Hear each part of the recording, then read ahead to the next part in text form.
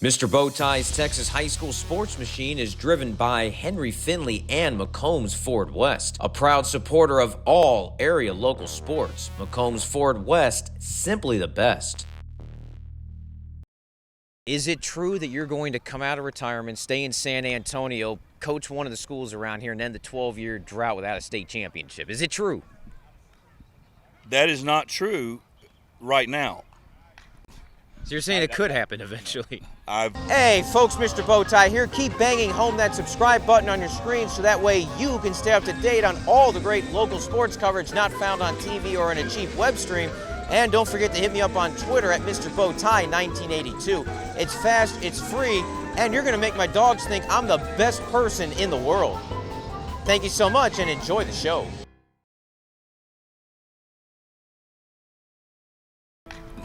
So you're saying it could happen eventually? I've got a lot of things going on in my life. I tell you what, San Antonio is well taken care of by the coaches here.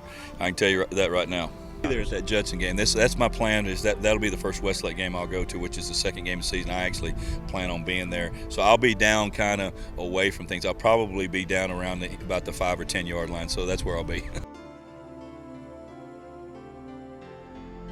You were the other team, and you've been told by everybody across the state of Texas on how bad you were going to get this on the how hard you were fight. You understand that? You think about that. That's what we're up against. Okay? Do not disrespect this team we're playing. I told them at the beginning of the year that I would find a lot out about them in the first 3 games. We played Temple, and we had a big win over Temple, which was a playoff team. We played Trinity second, and we played Mansfield Summit, a great 5A program. So I told our kids, I said, after 3 weeks, we'll kind of find out about ourselves. Well, after 3 weeks, I didn't tell them a whole lot, but I told the coach staff, I said, guys, let's don't screw this thing up, because I've seen a team like this before.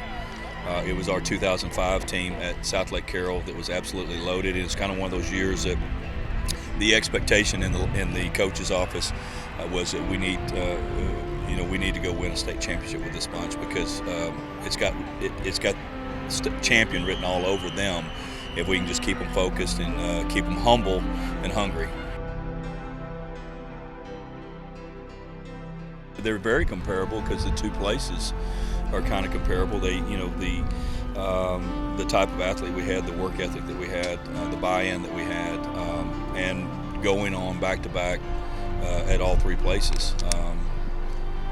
The kids there in the 2004, 5, and 6 was the three-peat time there, and that was 48-0.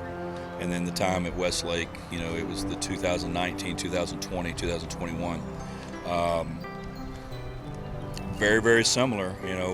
Defensively, we were really good at both places, but just at Westlake, just outstanding. We were on the cutting edge of some things at Southlake Carroll offensively that carried on all over the state. I think defensively at Westlake now we're kind of on some cutting edge, some things which kind of sent us into that three-peat. The first thing I've tried to just do is give Tony a blueprint.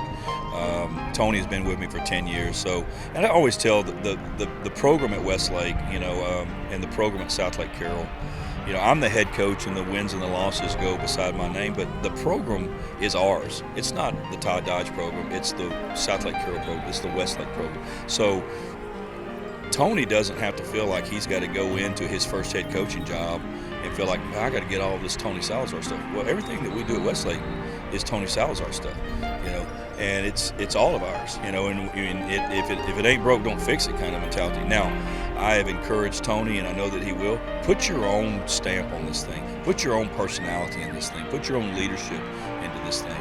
Don't be nervous to make a change or something that you want to do to kind of, but I know that Tony will. He believes in what we've done, and he's going to absolutely do a fabulous job. The administration there did the absolute right thing by hiring him.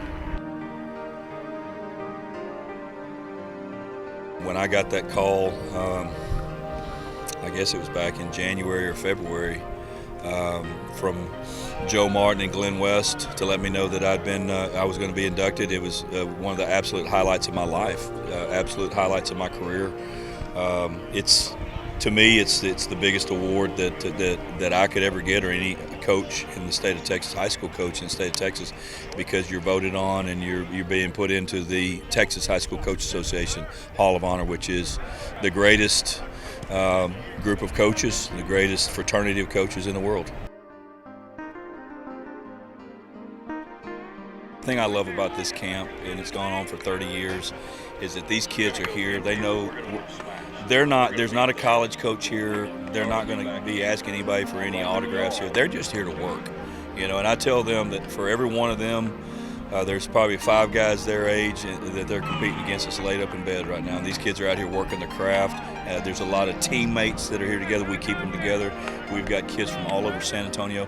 I have 5 kids from the country of Mexico that are here today. I have a camper that's from the state of Alaska. That's how far away they're coming for this camp. That leadership factor that you see in a young kid, and the confidence. And the other thing that's impressive, we've got a handful of kids out here.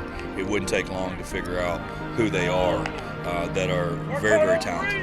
And all 5 of them, they don't think they've arrived yet. They're out here working their craft, and that's really what I think this thing's all about, is guys coming in and getting work just to improve their craft.